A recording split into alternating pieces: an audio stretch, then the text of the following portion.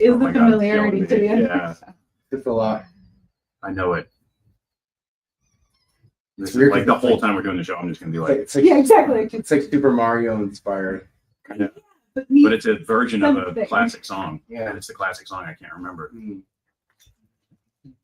Okay. We can't Shazam that, right? Yeah.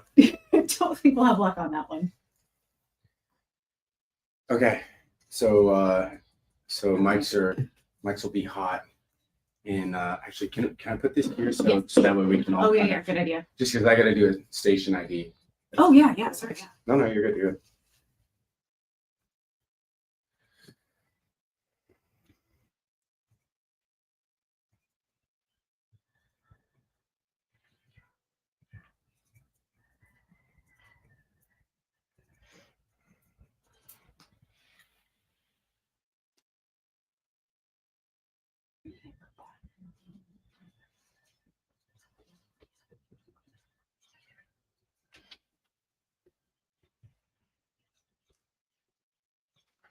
Okay, mics are hot.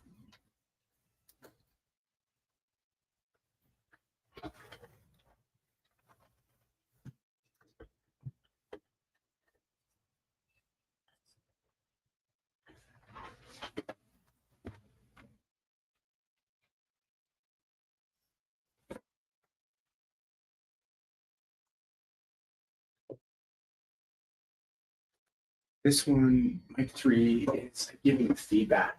This one.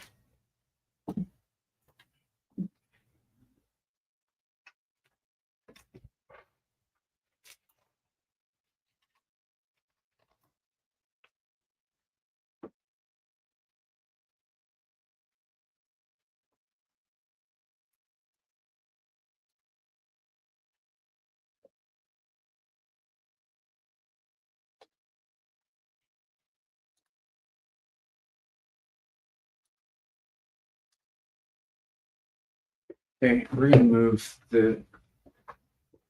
this one to let's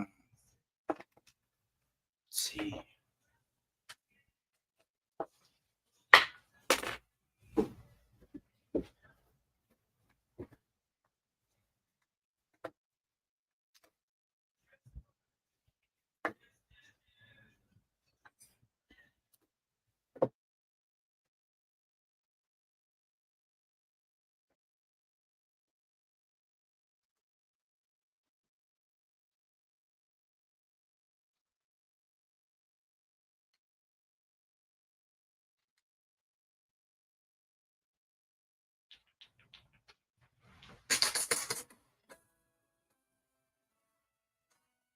I know. All right, what's up, everybody? Welcome to Silicon Zombies Brainwaves on KPTR. That's right. You're listening to Pirate Cat Radio on 92.9 FM in Los Gatos and KMRT 101.9 in Santa Cruz. Super stoked to be demystifying some emerging tech with all you out there. Before we go any further, I want to do a quick shout out to our sponsors, Necodex. That's NECODEX. If you're building product or if you're designing product, these are the folks to talk to. They've done marvelous work for our community, necodex.com. All right, well, without any further ado, Dave Hersh and Olivia Gambelin, welcome to Zombies. Excited to have you both here.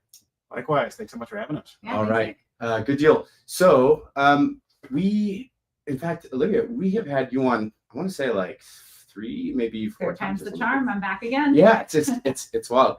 So let's see. We're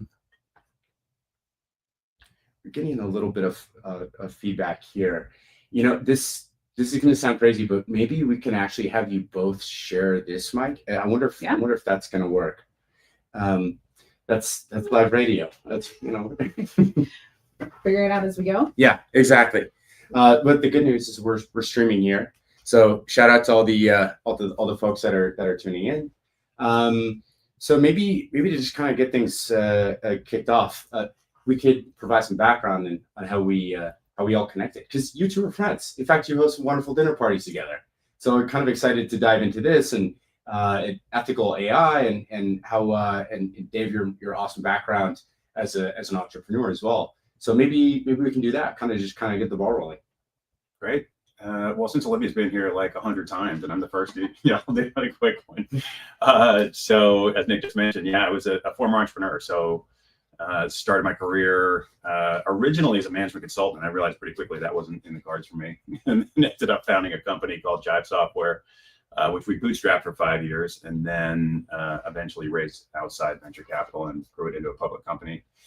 I became chairman as it went public and moved on to other things. Worked at Andreessen Horowitz for a couple of years as a venture partner, then worked in private equity, kind of saw the whole system from every angle and realized that the 10% hit rate of success in startups, especially venture-backed startups, was not great odds for entrepreneurs. And so at first I started acquiring companies that had good potential, but maybe not venture scale, couldn't grow that fast, and turning them into healthy, sustainable companies. And then ended up writing a book about it, which came out last year, and have been promoting that book while also doing my work as buyout guy and executive chairman on companies that, want to have the best chance at being in that lucky 10%. Yeah. And I'm sure we'll get into all sorts of interesting takeaways and gems from the book, and maybe even get a sneak peek on the book that you're working on next. And Olivia, you likewise are an accomplished author and keynote speaker. So maybe you could share a little bit more for us too here. Yeah. I think, Nick, honestly, I wish I could look back at all of the different introductions that I have done. I'm staring at you, making sure that I'm close enough to the microphone. Here we go.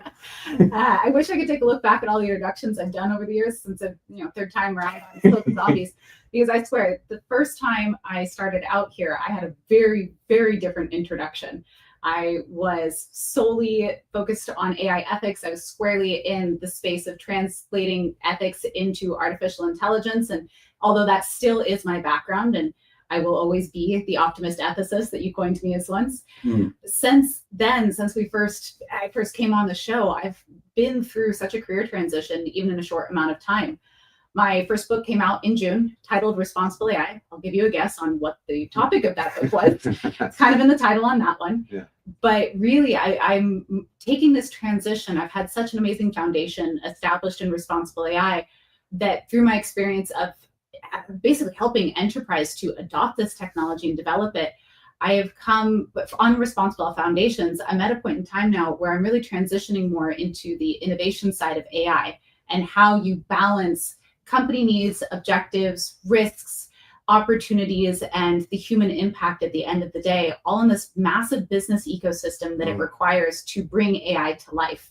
So now, when I introduce myself, I'm a very curious philosopher, and I've got a hunch in a direction towards values-based product innovation that I'm chasing down right now. So a lot of my answers are going to be, well, Nick, I am exploring that right now. Which is that's a beautiful thing. It's it's a journey, and the fact that you're still doing a human values alignment while probably also fostering spaces to maximize creativity and understand artificial intelligence on multiple levels. I mean, that's hyper valuable. Yeah.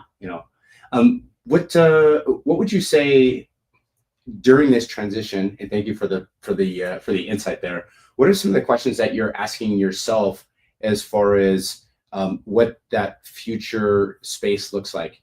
Because you did kind of craft the responsible AI space. I mean, because I feel like the book was super valuable. Yeah.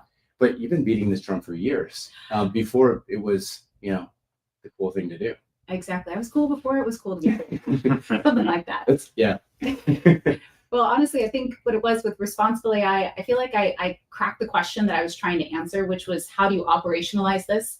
And that was what went into that first book. So now with my new direction, I'm on to a new question that I want to crack. And for me, I guess to summarize it quickly, and this is actually how Dave and I got to know each other and became friends, was around this topic of basing innovation and product market fit on emotional value, on human values, and looking for that in the market.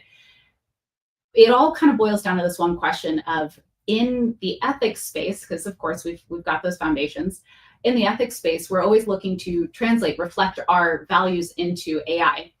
Now I'm at a point in time where I'm pushing the question of, well, instead of reflecting our values into the tools, into the AI systems themselves, what happens if we actually look at how to create an AI system that then enables an environment for those values to thrive in the people? So instead of embedding characteristics into AI, how do we create an environment that enables those characteristics to thrive in the humans themselves? Oh, so it sounds almost like we're getting closer to like cyborgs. Like, exactly. Like, think of it this way. Instead of the AI being, we'll use curiosity. Instead of the AI being curious, how do we create AI that helps people be curious? Wow. And that be Okay. the end goal. Yeah. Because then my guess is that like a diversity of models or backgrounds or opinions or data sets will probably create that space. Yeah. And also there's like trust. And I heard this quote not too long ago. It's where fear exists, creativity cannot. So maybe it has something to do with kind of like in the $1 trillion coach, creating a space where you actually like know the people on your team, that more deeply than just a work capacity. And then of course it sounds like you're bringing in these how we approach models themselves too, crafting these models. Yeah. Fantastic. And Dave, what about yourself? Like you're doing all sorts of amazing stuff and helping companies figure out what are their moats and defensibility, which increasingly seems to be something of a moving target. So, like, how are you thinking about Yeah, very much so. It was, like Olivia, I get really focused and curious about a particular question, right? With the first book, it was more, why are only 10% of companies successful of startups, right? What's going on there? And so I dig under the hood. And what I realized was there's a systemic challenge of why only 10% is successful. And then there's a psychological, emotional challenge of how founders get stuck with their companies. And so I tried to shine a light on that and then give them a playbook for how to get unstuck and make sure that you are in that 10%. And for the next book, what I saw happening when I looked at the market was a lot of companies. I was a software person, right? Building software companies. And these companies that have been built up, that were $100 million companies, were suddenly getting eaten from below because the tech stack and the infrastructure is getting so cheap. And then AI now is starting to, write the code itself. And so I saw this, exponential curve happening where the companies were just getting eaten from below. And I thought that was going to continue, right? If we race towards this technology singularity, what happens to capitalism? Yeah. And so the question I was trying to answer with this next book and what I'm writing right now is, if you assume that humankind is the last frontier of competitive advantage, it's the area that allows for enough messiness to do something unique in the world and to hold on to it. And so in other words, how do you channel human creativity, connection, and desire as your company's superpower? And so I went into that, like, what are the mechanisms for human first moats that can actually support building a growing and or profitable company 10 years from now? And so trying to tell stories and offer CEOs the playbooks to really invest in the human side of the equation, because that's going to be one of the things you'll have to rely on, 5-10 years from now. Wow, that does seem like to be a beautiful thing to anchor around, just because the trying to create a moat around technology is like moving so quickly. And if we look kind of to your point where what Chamath calls like the 80-90 principle, where 80% of the value can be provided for 90% less cost, it's kind of an interesting thing to create something that will continue to be sustainable from a unit economics perspective.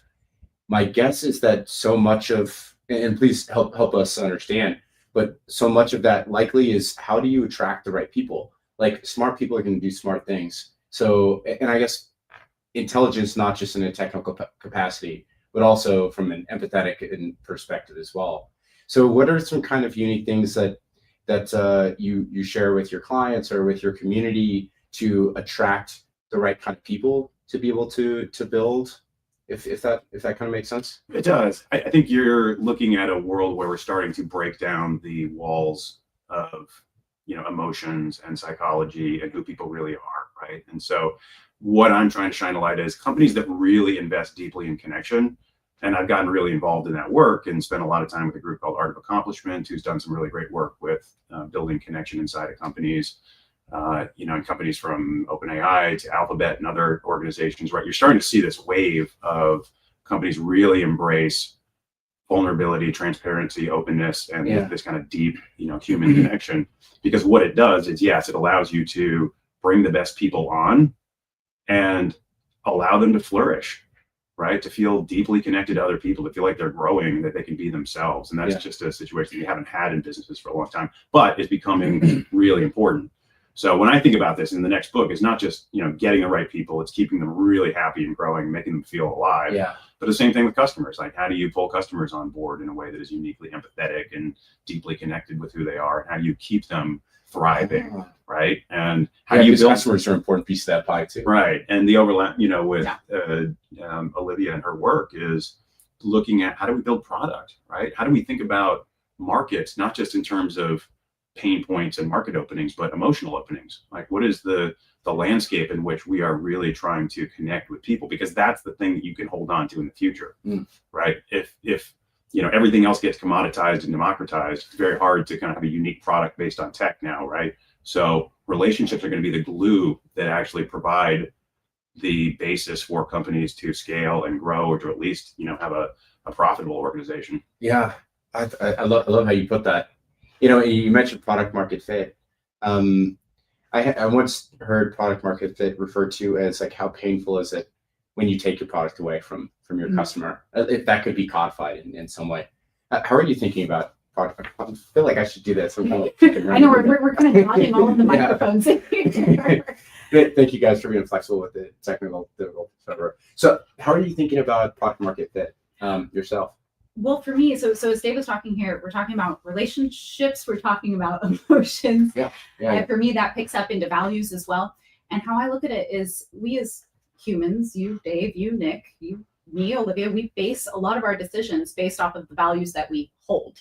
Those values can be emotional values. Those values can be relational values.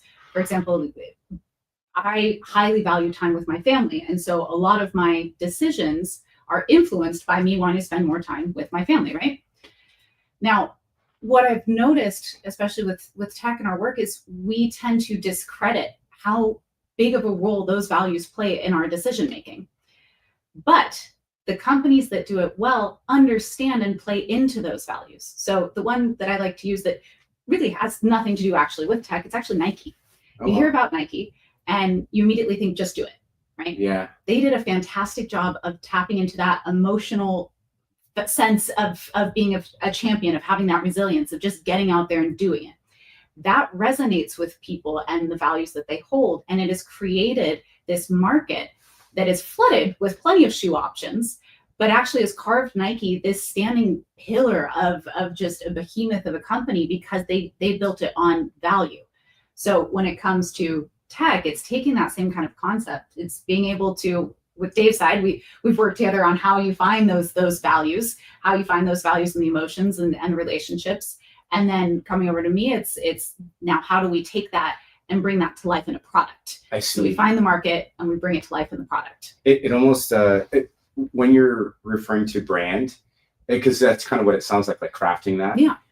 It feels like there's like a strong degree of trust with your customer. When I hear trust, I think zero margin between what you're communicating and the truth. Yeah. But marketing, like, inherently, you want to take some kind of creative, be kind of creatively liberal in how you're communicating that. So how do you kind of manage both of those at the same time? Dave, did you want to? Like, how do we manage just being open with regard to the emotional state, but still be, authentic in your voice? I would say, a little bit of that. Also, let's have you scooch so we can make sure to get your heads a mug here. So how do we make sure that we're maintaining that brand connection, which I think of as like trust, and then also communicating the marketing capacity that's like inspiring and motivational and kind of aspirational? How do we juggle both of those? Yeah, it's interesting. So Olivia and I do these things called innovation dinners, where we'll actually get executives or startup founders or other folks to come together and go through this process, right? Well, I'll guide them through the market part of it, which is, how do you do an emotional landscape of the market, right? And I think the last one we did, they talked about, we came up with an idea for a health sensor, right?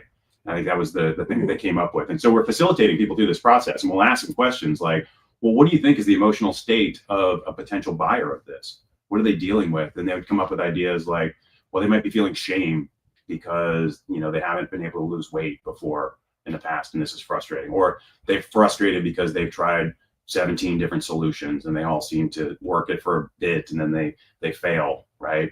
So we'll actually guide them through that process. Wow. And then think about like how do you connect at that deepest level with a brand promise that takes that into mind, right? Because it's not just marketing, it's not just a story. It is literally your company's strategy writ large to the world. Yeah. That you are saying, this is what we promised you.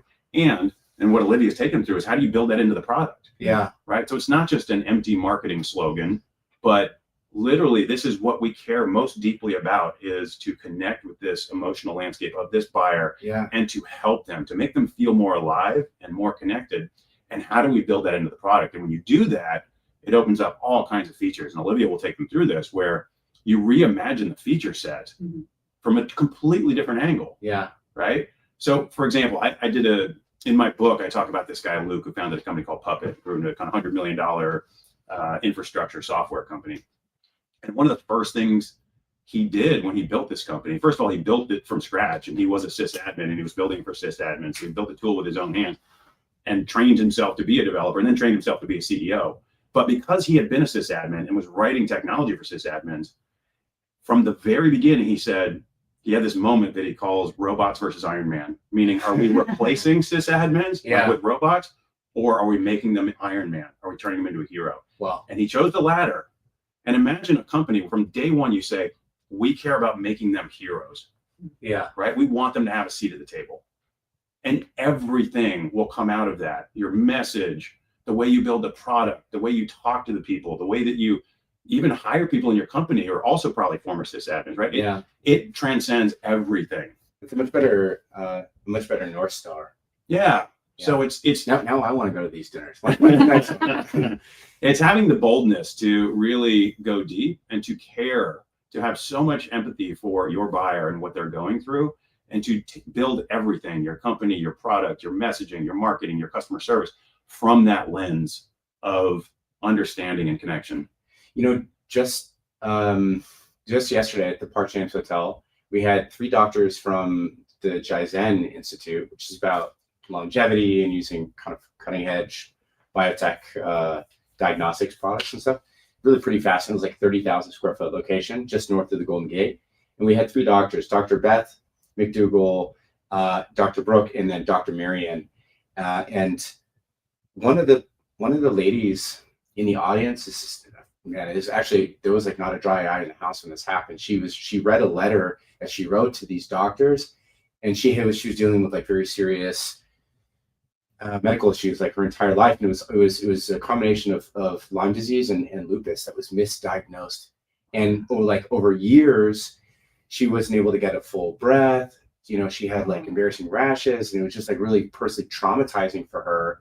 And they even, some of the doctors had even said that she was, what's that word when you like make up the sick, like you think you're sick, but you're not. Hypochondriac. Yeah, exactly. And so by virtue of these doctors understanding her physiological state, but also like the shame and approaching that in a thoughtful, loving way, they were able to treat her, get her back on, leading her business.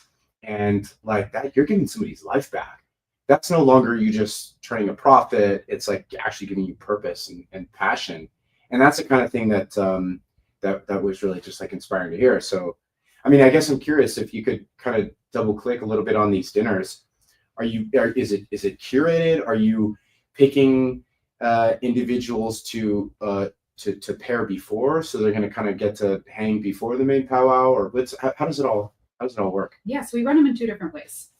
Okay. Oop, and Nice. hopefully I'm close enough. Yeah, you're doing good. It's a moving target right now. Yeah. So we run them in 2 different ways. One way is we come in specifically for a company. That's where that company is our client. They bring in their executive team, or sometimes they bring in their star clients themselves. Yeah.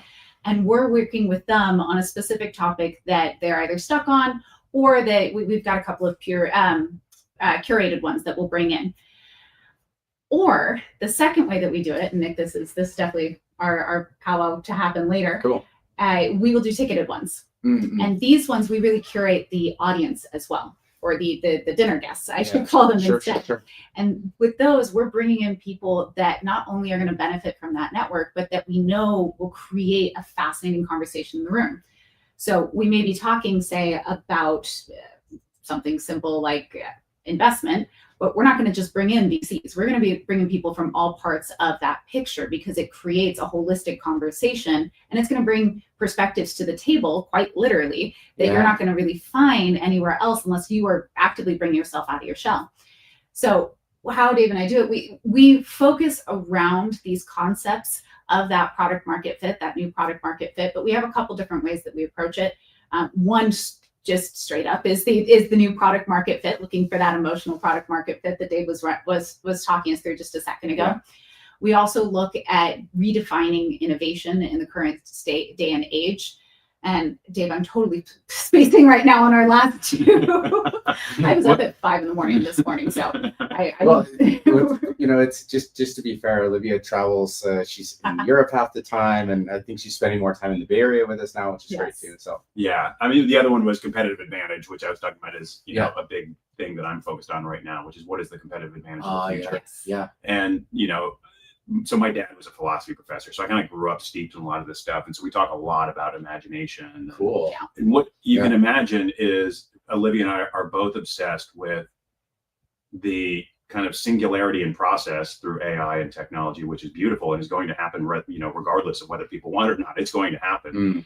And to really reflect on what it means to go more deeply human as a symbiotic counterpoint to what's happening from a technology standpoint, right? Probably a little more or sustainable, I would guess too. Yeah, that's the point, right? Is that you have to, as it takes over the means of production jobs, which it's already doing, right? Humans have to do what humans do well, right? And so what is that? And how do you really think about reimagining your workforce and retraining them for things like empathy and connection and humor and love and all these things that the creativity that are uniquely human that are going to serve as the basis for these companies to grow. Wow. Capitalism is going to look very different. Yeah. Right? I mean, we may be forced to deal with things like universal basic income or universal basic compute. Yeah, exactly. Yeah. So it's going to look very different. And what we are fascinated by is what is the role of humans and how can people who care deeply about building something that matters have the toolkit available to them and so that they can build out the infrastructure for scale in this new world? Because it's not just going to be about tech. It's not going to be, I'm kind of thinking the opposite of these, like, well, we're going to have a one-person unicorn kind of thing. I'm like, well, how long does that last? Right. Right. And is that even fun? What is that the fun? Is that the goal? What are they doing? Who cares? Yeah. Right. It's slow clap. Yeah. Exactly. So we do have a couple questions that are in here. So Imable says, how is writing your book, or how would be the process of writing your book help you optimize the services you provide to people? That's a good question. So it says goes to both of you guys. And then also shout out to Dr. Harvey Castro, hashtag Dr. GPT. What's up, Harvey? Harvey was at the Ageless Evolution Summit and just knocked it out of the park. So, but yeah, great question from Imable here. How has the writing of your respective books helped you in optimizing the services that you provide to folks? Well, I'll pick up first and hand over to Dave. It was a game changer for me because I really kind of two different reasons. First, it forced me to actually sit down and put structure to what I had been doing for years, where it just felt like such a natural process to me. And I kept giving this response of like, I know what I'm doing, but I don't really know how even to explain to someone I know what I'm doing.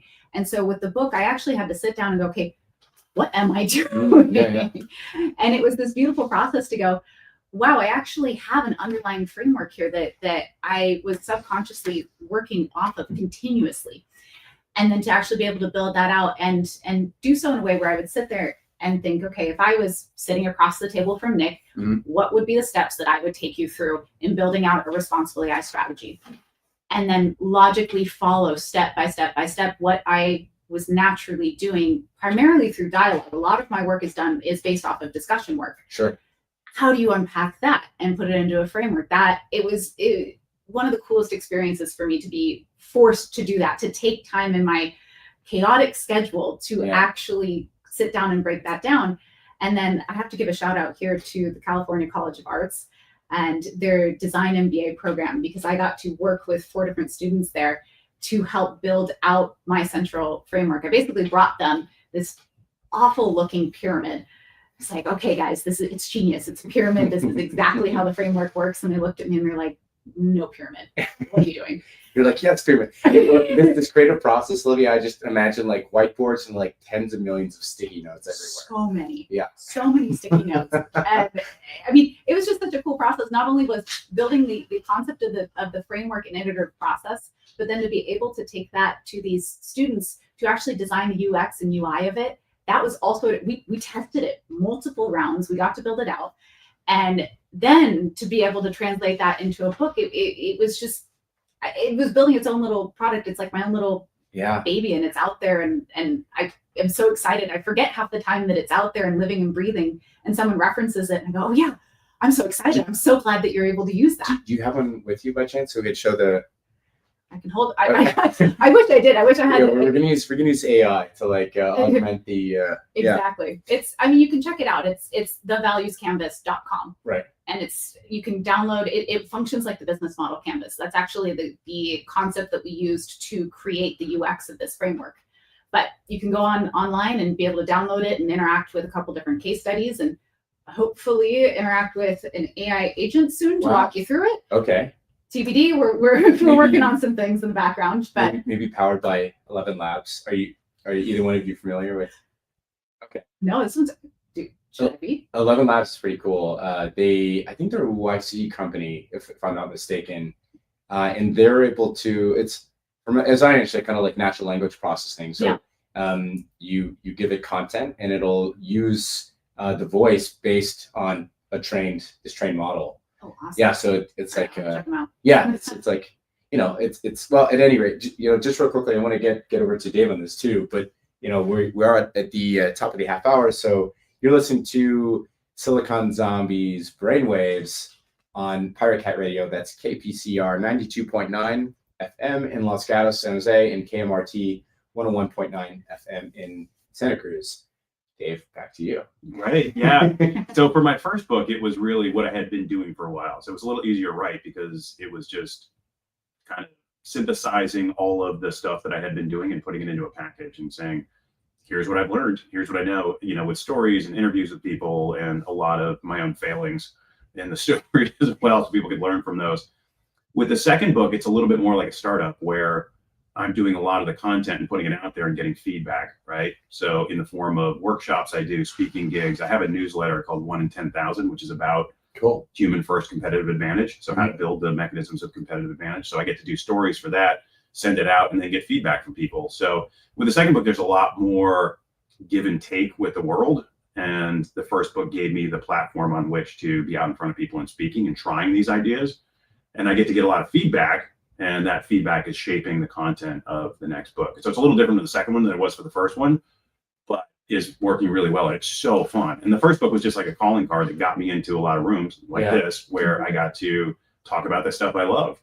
And that got me in front of other people. And suddenly the next book just started to take shape by the conversations I was having with people. Yeah, it sounds like, Olivia, your book has also been pretty fruitful as far as offering some pretty neat opportunities. I don't know if you can talk about any of those yet. Okay, later. Okay. Yeah, we'll come back to that. For sure. You know, Dave, if I were to contrast the two books, maybe the first one is kind of more similar to Apple as far as like a refined product that was shaped and pretty much ready to roll.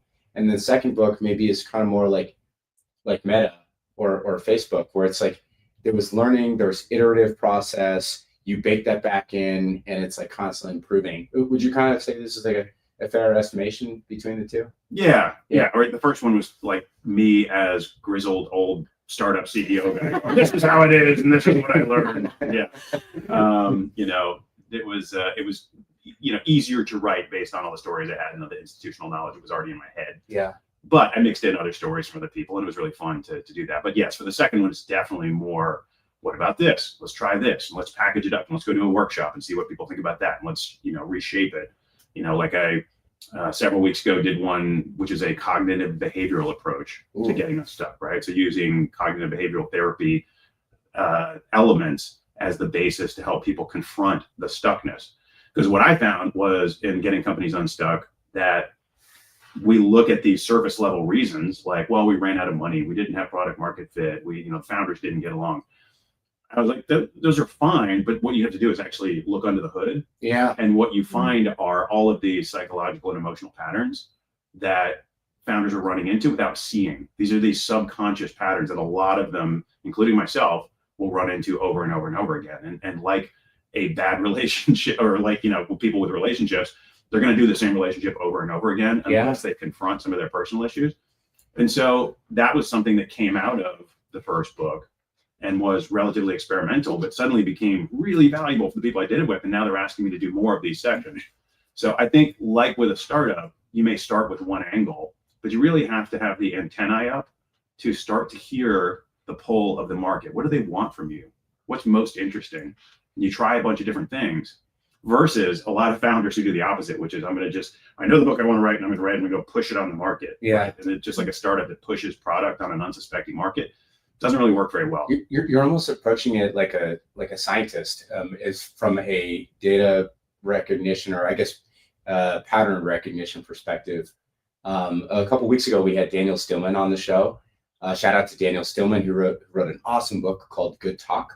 And he's basically, the thesis is that there are patterns in conversations too, or I guess conversations have shapes, and that there's two main kinds of them. There's conversations that tend to kind of go round and around and don't really provide monumental value. And then there's the conversations that truly rock us to our core and make us feel something and inspired, and maybe get us out of that kind of that de facto mental model / loop.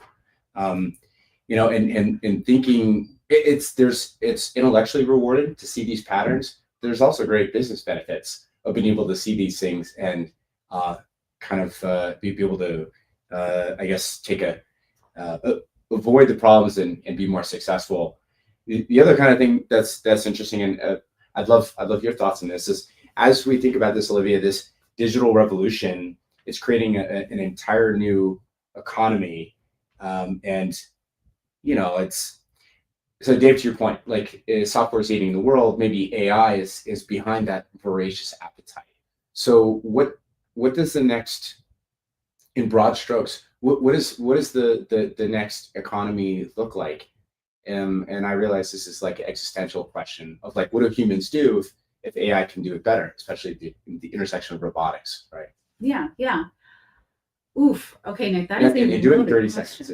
30 seconds.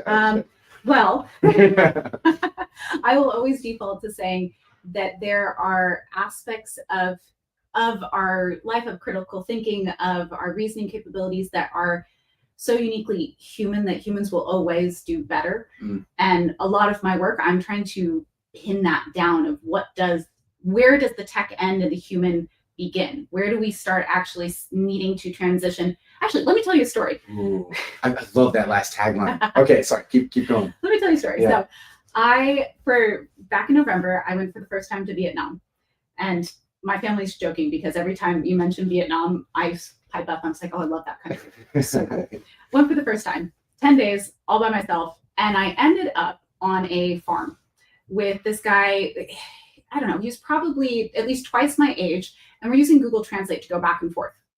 I speak very limited Vietnamese. I know how to name animals and tell you what my name is, but that's about it. Yeah. And he spoke no English. So we're using Google Translate. We're going back and forth. We're using this, fantastic piece of technology, speech to text, to be able to communicate across two different languages that have zero similarities.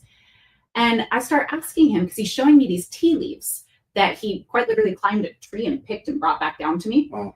And I start asking him, I was like, oh, this is really, really cool. You grow them here. And I asked him, do you sell these?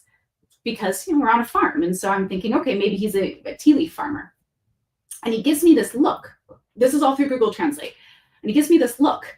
And I'm thinking, okay, maybe something went wrong with the translation. I hope I didn't say anything. And so I rephrased it. And I asked him, well, do you keep this tea and drink it with your family? Is it for your family? Or is this for other families that you trade with? And he gives me this confused look again. Like, oh, I don't know what's happening. And he starts to speak back, and he comes back and he says, well, this is tea for my family, but it's tea for everyone. It's everyone that comes to my table. This is tea for them. And in that conversation, I promise I'm getting to the point now. I love that. I feel like I'm there with you guys. Keep going. I realized that it wasn't the technology that was failing us. The translations were correct, or at least correct as I could prove going back and forth between us. It was my understanding as a person. I was bringing in this Western idea that if something's good, you have to sell it. Like, you have to sell it for there to be value. And he was looking at me with this more of an Eastern philosophy, going like, why would I sell this? The value is in the fact that I can bring people together on my table.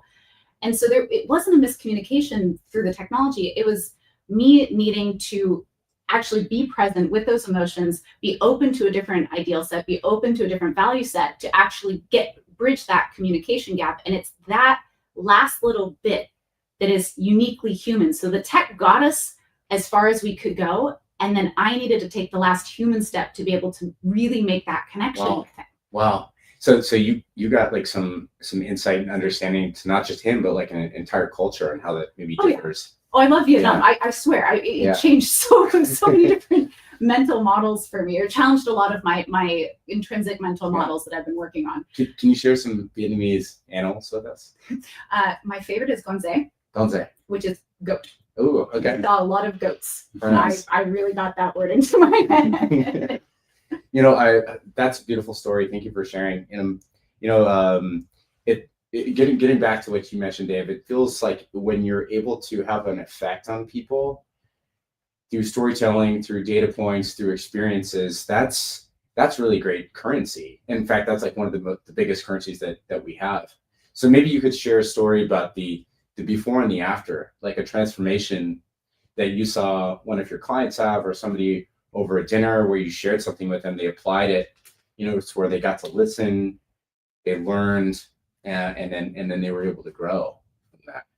Yeah, you mean how do they transform themselves? What that looks like? Yeah. So I was talking before about sometimes the CBT work is an example of trying to get into these automatic negative thoughts, right? So we get programmed as kids, and those programs just play out, and we don't even see them happening, right? And so you think about humans as this kind of, there's not like a CEO of self. We're just a system of programs that get run, like modules that get called in particular scenarios, right? And if we don't understand that's what's happening, we'll just keep running those modules over and over again. Like circuits almost. Yeah, right. Yeah. And they're used to saying, okay, in this situation, I'm getting approached by somebody I don't know on the street who's, looks kind of scary, and I'm going to run a program, which is to run away or to look big myself, or whatever it is that, I did as a kid. It's probably still in there. So what I try to do is help people understand that, right? Like, the other day I was working with a CEO who was having that moment of like, we're not making enough money, and I should just go do something else. I can't do this entrepreneurship thing. It's killing me, right? And we go into it and we go deep and realize, well, his parents pushed him hard to be an accountant and to just have a normal job. If you work, it was ingrained really early that safety was an important value. This is a principle that above all, you have to be safe and take care of other people because of that safe position you have in the world. But it was so early that he didn't even know it was happening. And so we had to kind of go in and kind of identify that kid that was inside him, so freaked out and so worried. And that kid was coming to the surface, but he was identifying as a kid. Yeah. Right. Instead of saying, oh, no, I can rise above it. I can take care of this little kid who's worried, and go, it's going to be fine. Like, what's the worst that's going to happen? Yeah. We're going to be great. It's all going to be okay. Right. But you can't get there unless you see the program for what it is. And so a lot of the work I do with CEOs is just trying to shine a light on those little modules that called in, those inner voices, those limiting beliefs that are getting in the way of them being at their best, being the steward for their company and for their people that they really need to be to optimize that company's trajectory and to enjoy the process. Do you draw from like Stoicism at all? Like Marcus Aurelius' meditations? Are you familiar? I am, and love Stoicism. Again, my dad was a philosophy professor, so I kind of grew up in it. But I did. I did Marcus who? Yeah. I went more depth psychology. So I went a little more Jung and James Hillman and people Okay. like that. So it was a little bit more about the psychology behind it than, but I did bring in a lot of philosophy just because it, was steeped in that. And the next book that I'm doing, each chapter has ideas from philosophy and psychology baked into them about what it means to be human. What is the basis for connection and creativity, for human desire. It's actually, at this point titled the Eros Advantage. And Eros is the god of love. Yes, the god of love, which became Cupid and a lot of other things. But it's really, in psychological circles, about human desire. Oh, interesting. So- Okay, when I hear Eros, I think romantic, but maybe that could really come from a number of different directions. Yeah. A lot of people assume it's romantic based, but actually it means anything that propels us forward in life. It's that desire we have to go do, to move, to create. Yeah, but also become in control of our emotions. In fact, I'm going to play a quote that I heard that I liked recently. We'll see if this actually works here. Okay. Today I be the master of my emotions. From this moment, I'm prepared to control whichever personality awakens in me. I will control my moods through positive actions. And when I control my moods, I control my destiny. That was pretty cool. It is cool. I don't like the word control. Okay. Having done a false lot of illusion emotional thing. work, I think trying to manage or control emotions is going to make it even worse. Okay. I think emotions need to be moved, right? They need to come out, right? This is the Okay. problem. When emotions get stuck, or you try Like to Aikido. Yeah, I think if you use the word control emotions with people, they're going to do things like, I'm going to push it down. I'm going to compartmentalize that. I'm going to deal with that later, and that's not the way emotions work, Sure. right? Emotions are going to happen unto you regardless. So you might as well embrace them, love them, and let them flourish. Let them come out in ways that are safe and healthy. Yeah. And, because you can't experience what we would term the positive emotions if you're really not befriending the negative emotions. Okay. Yeah. So what are some ways that we can channel those besides crying over bonbons or something? Well, that's a good one. I was someone who didn't learn to cry. As a kid, right? I was like, don't cry, don't show fear, And I had to learn much later that no, that's really good.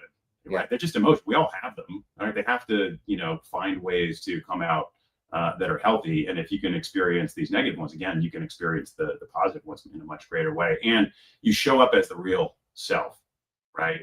Versus if you're holding back the emotions or trying to put them in a box and just try to show up as some robotic version of yourself, you're going to get a lesser version. You're going to compromise your decision making. You're going to negatively impact the people around you. And if you're raising kids or you have employees, they're going to feel like it's not okay to express emotion either. It's not okay to have emotion. So that's super helpful. Yeah. Well, Olivia, please. I actually want to build on that and give an example of a specific emotion, because I agree with you. I don't like the word control. I would actually use the word use your emotions to your advantage, understand them and how to use them.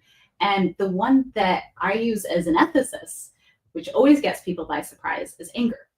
I use anger to my advantage. I use it for my reasoning. I don't make decisions based off of anger, but I use it as an indicator. So if I'm working with someone, or if I am looking at a specific, even like a feature build, and all of a sudden I find myself feeling angry about something, I use that as my indicator of something's off. There's a value misalignment there. I need to dig.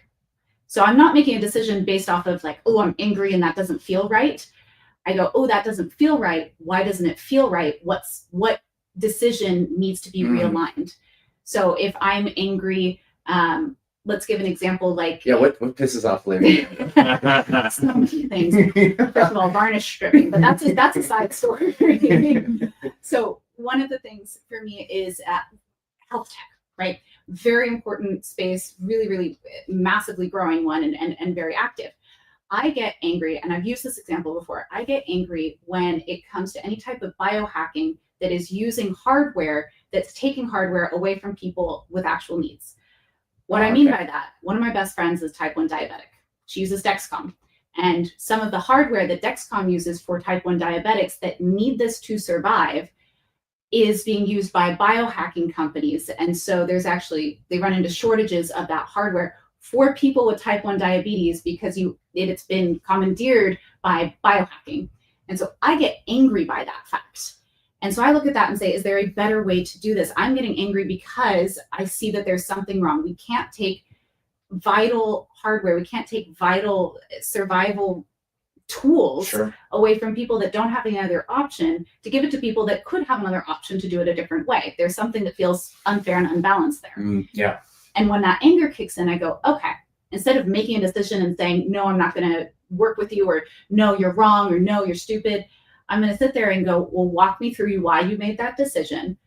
Let's get to the point where we understand perhaps where this imbalance is coming from, and then use that as the basis to move in a better decision-making direction of understanding that holistic picture, getting it back into balance of, we want people to be able to, biohacking and know their bodies better, but we want to do it in a way where it's being respectful of people also that need this technology to survive, that need that hardware to survive.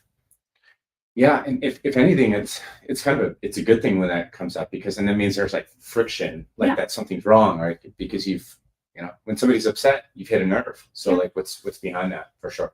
You got to push through it. You got to push through it. You got to flow through it, and you've got to figure out how to use that instead of being shut down by it. And what about yourself, Dave? You seem pretty zen. Does anything upset you? Many things. But I think it's because of the aforementioned moving the emotions through. Like, I'll actually be part of groups of people where we'll do anger release.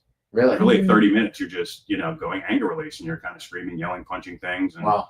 And it's pretty amazing. Yeah. What happens, right? You'll be surprised. You will never feel more alive than after that. Wow. And the same could be with crying or expressing fear, or even, joy, right? There's ways to, if you can start to get into the, somatic side of moving emotions through, it just makes it a lot easier to be in flow and in rhythm with life. And I know that does sound, I take that with all the Zen, overtones that has, and all the kind of woo. But again, my whole thing is bringing woo to companies for external results, right? So I can connect the dots between doing this and making better decisions, doing the inner work to create outer results. Like, and your track record speaks to that. So I think, I don't know, the whole like woo kind of gets stigmatized to some degree, but maybe at some point in the future we'll be able to figure out how to biometrically codify quantum entanglement and like connection between humans, and be able to kind of tap into and better understand that energy transfer more. Yeah, and they're doing great research on it. I mean, you can. Really? Can we tell us more? I just mean, if you go and look through the research report, you'll find a lot of really interesting stuff around the reasons why things like meditation work, or anything from ecstatic dance or emotional release, or EMDR therapy, internal family systems therapy. Like, all these things are, there's certainly a group of people for whom this work becomes egoic, meaning that kind of their identity is attached to it, and it's going to give it a bad rep. And that's where you get these kind of new age things, where people's identity are, I'm an embodied guru who's teaching you. If you have that, of course, it's going to be tough to swallow, right? But if you actually just look at the science behind it, of how bodies work and how emotions work, and why things that are meant to be more at peace with yourself, to be in more of a flow state in life, to feel more alive, actually help us be better leaders. They help us make better decisions. They just help us go through the flows of life in a better way. So, I think my work as a CEO whisperer is to go immerse myself in a lot of this work, and then come back and go, okay, here's what works. Yeah. Distill it down for leaders, businesses to go, this will give you a really good chance of becoming the leader you want to become, and giving your company or organization the best chance of living up to its destiny.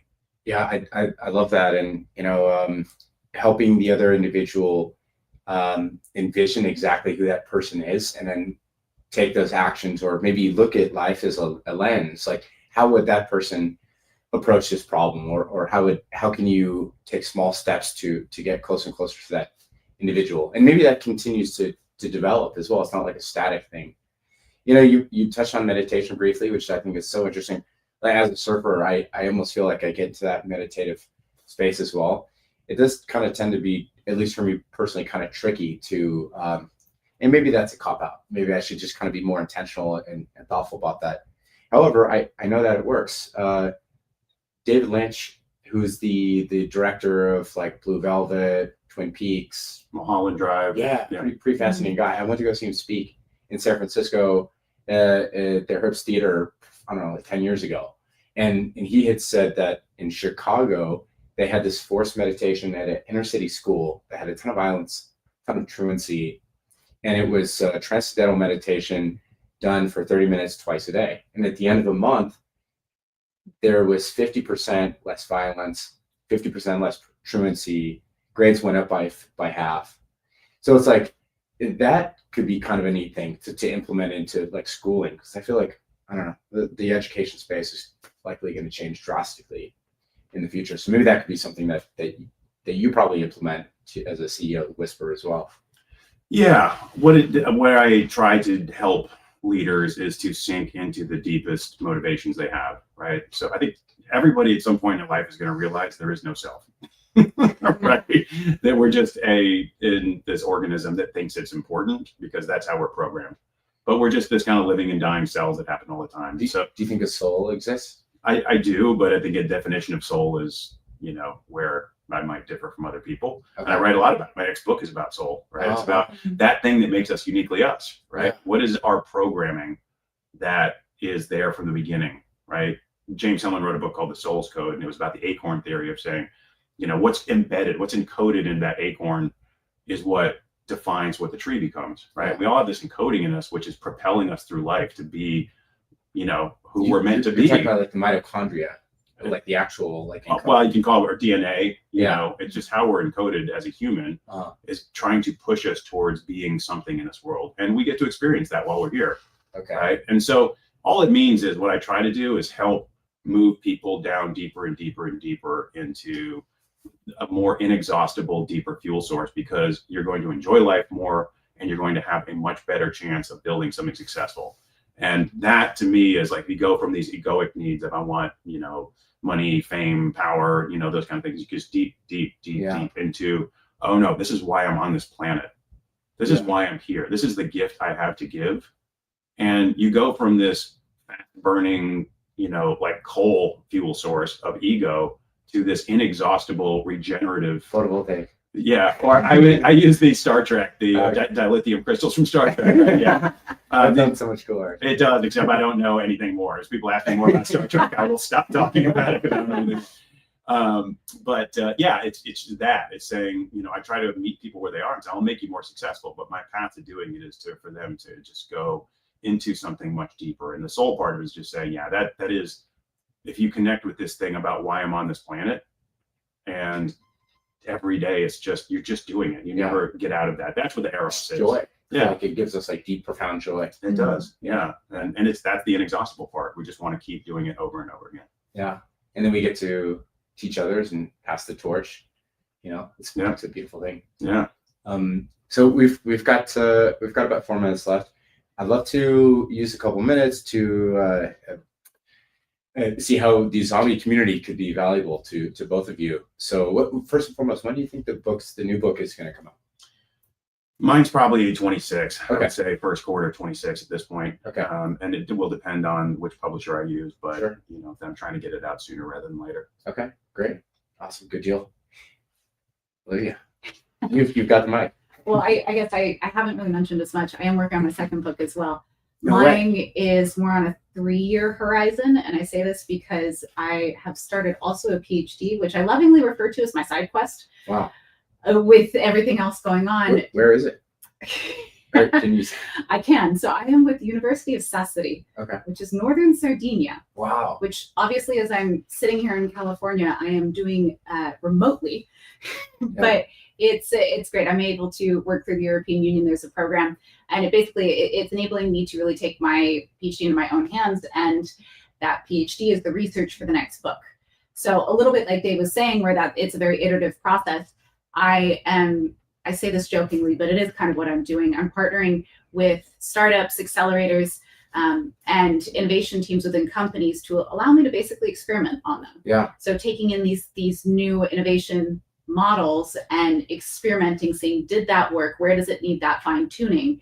So I guess subtle, not pitch, but ask of if anyone's willing to be experimented on basically how to develop that values-based product innovation. I'm looking for some lab monkeys. Yeah. So there's the general partner of Vibranium Capital. I think could be a good. Sweet. Yeah. So happy to make that introduction. Do you have any vague ideas of what that might kind of look like? Yes. So Dave's done a great job of talking about how to get down to those root, what drives you, why are you here, what matters. For me, I take those pieces. We start there of what matters.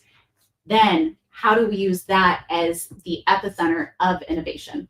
So you can have multiple epicenters of innovation, like you can have an epicenter based off of resources that you have available to you, or the business model you want to use, or quite literally the technology, what type of AI system you're building. For me, I'm looking at what happens when we start that epicenter of innovation on the value itself. So I keep going back to curiosity. I think it's like you get deeper in the well each book. Exactly. Yes. Yeah. Exactly. So you can take curiosity, you can take imagination. What if we built around for imagination, for curiosity, to bring that to life? That's where I'm centering around to create that connection, bridge that gap back between technical innovation and human impact. Because from my perspective, we completely disconnected the two. And the bridge is those values, is getting those back into the technology, which is part of my why, part of my driver, what's pushing me in that direction. It's going in the direction, and don't quote me on this because this is probably not what the title of the book's going to end up being, but something along the lines of the 7 virtues of AI. Ooh, I dig that. Well, it's catchy. Yeah, and it feels like something that would be quite the page turner, like your book you released last year. Yeah.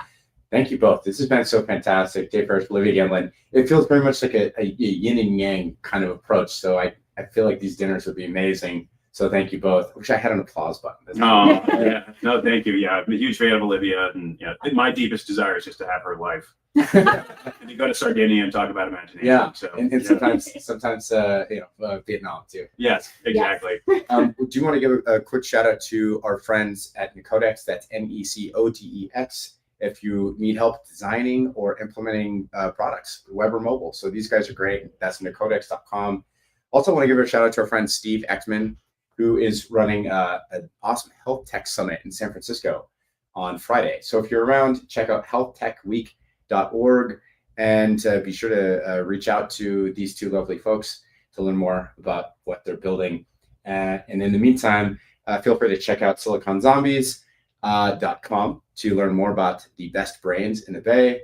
And this is Nick Larson for Pirate Pet Radio, Silicon Zombies Brainwaves. That's KPCR 92.9 FM in Los Gatos, TK 101.9 FM in Santa Cruz. Until next time, take care of yourselves and take care of each other.